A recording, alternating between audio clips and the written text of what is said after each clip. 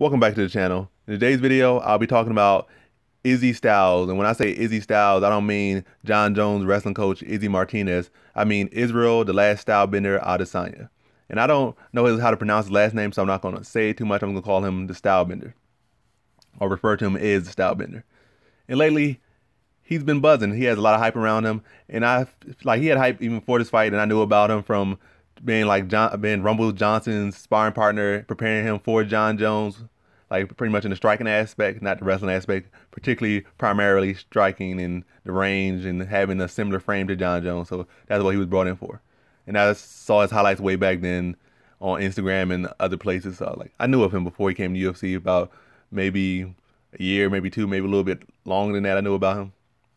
Yeah, in this video, I'm just gonna keep it real with him. I'm gonna keep it real on him and some of his statements he's been making as far as in interviews with Ariel Helwani and other interviewers, and primarily the interviews about pretty much him talking about boxing, kickboxing, and his career projection and stuff like that. So, he's been having a lot of interviews, and he's been answering pretty much similarly to the same way to a lot of these questions, like pretty much just verbatim the same exact answer to a lot of these questions. And even though at least two interviews, and the two pretty much like this things he's been saying. The one thing he was saying that if he wanted to, he could have chose, if he wanted the easy route, he could have said he could have been a star in boxing, or if he could have chose with kickboxer. Basically, maybe even more than that, he was saying he could dominate in boxing and be some world champion, superstar, and same in kickboxing.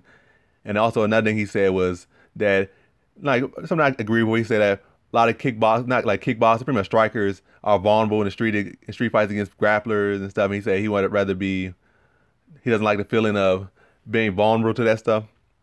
And I agree with that sentiment that pretty much in like a street fight, a grappler couldn't have a serious advantage over a striker. And he said some of his training partners, a lot of his training partners could beat a striker without even like a world champion boxer, without even have to throw a striker. They could just take him down and I guess work them on the ground or submit them. And I agree with that sentiment, like I said, because it's true.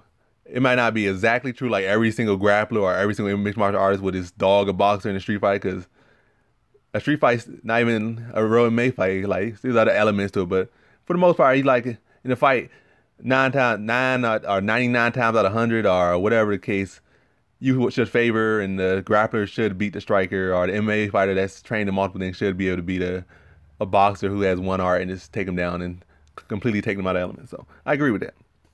But him taking, like, saying he would be a undefeated, I don't know if he said undefeated. I think he might have worded it that way, or kind of get lost himself in that, because he's not undefeated in boxing or kickboxing. His kickboxing record is 26-5, and that's not a bad, well, 26-5 and two draws. That's not a bad thing, and that pretty much puts him on a level much better than pretty much every striker in MMA for most part. Like 99% of the strikers in MMA who never really had a striking background or competed at the highest level, who just pretty much are MMA fighters who strike, but not strikers that came to MMA, but instead MMA fighters who turned into strikers. So he actually came from striking. And when I'm looking at the record, it's 26-5. That's still a solid record.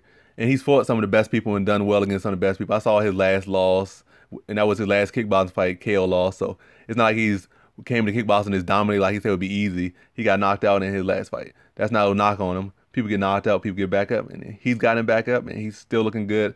And as a matter of fact, that's pretty common in kickboxing. A lot of the best kickboxers have lost, been knocked out several times.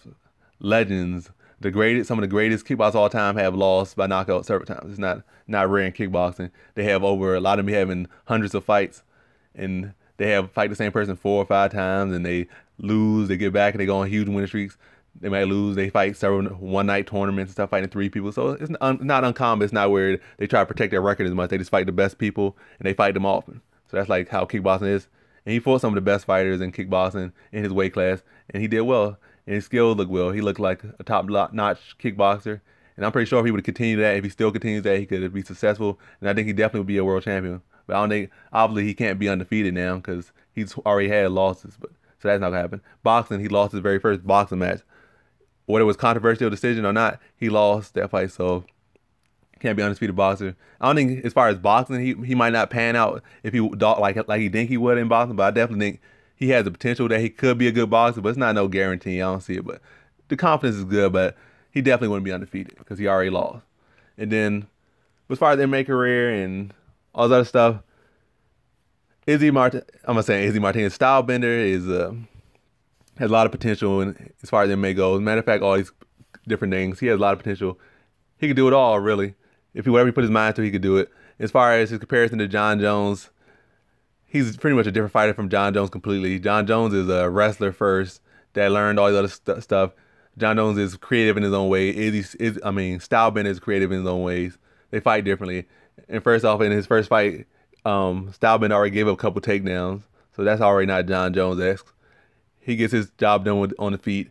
He has a whole different arsenal on the feet. I think he's a much better striker as far as technical than John Jones. I think John Jones is just John Jones. His striking might not always be the most technical, but he makes it work, and he's so creative that it flows, and he's his own danger on the feet. So that's just knockdown comparison. They're two different fighters, and whether you could really even say comparing them yet, it's way too early to compare as far as success and where he's going. But he has the potential to be whatever he wants to be in the division, but he has a long way to go.